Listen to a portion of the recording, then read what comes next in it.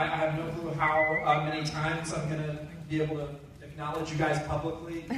Specifically, I want to thank Claire Kaczynski, the best producer in the world.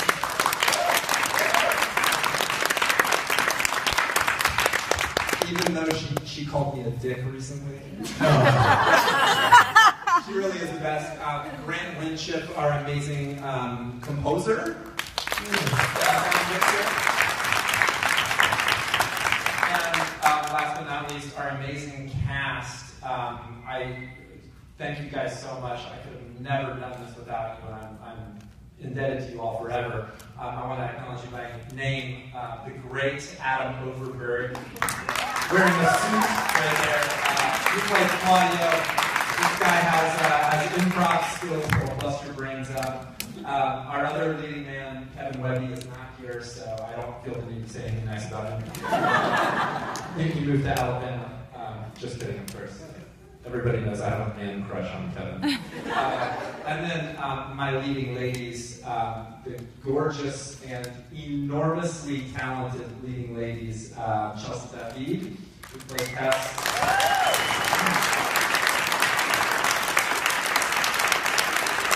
And Nina Gannett, who played Julie.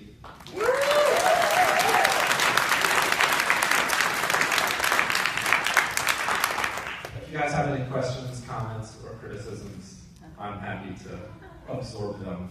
In the scene where they're on the porch, Tess and Julie speaking, did you use a cell phone to record the interaction?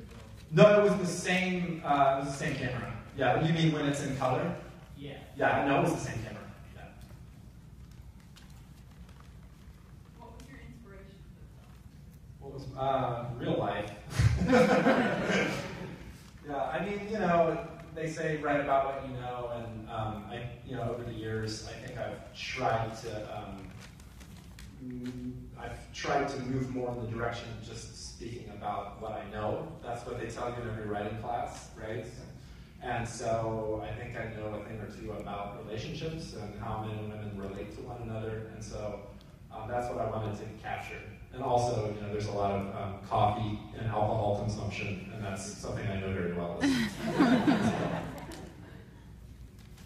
You in the back there. The second morning, did you use the same footage or different footage? I'm not sure. I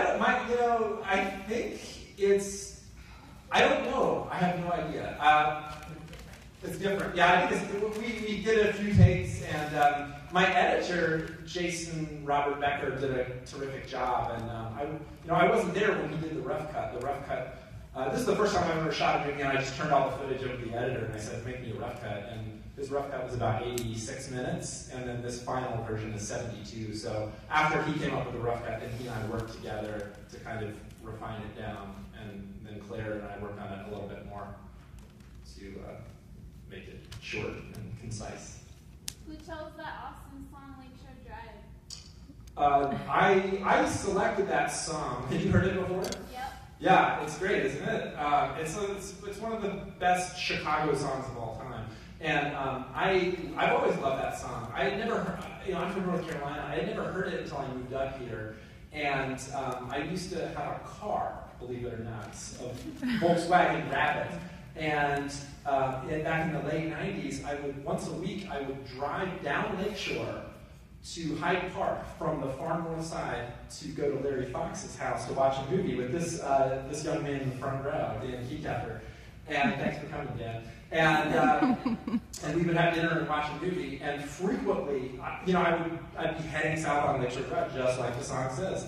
And frequently, I'd be changing the radio stations, and I would come across the classic rock station, and that song would come on. And I would just start banging on the roof and singing along. And I just thought it was the coolest thing to be on Lakeshore Drive listening to this iconic Chicago song. Were you on LSD when you were doing that? I was not slipping on by on LSD. Definitely not. And by the way, at the end when they play the acoustic version, which I think is really good, my father's name comes up as executive producer right when he says LSD. I'd like to apologize to him for that.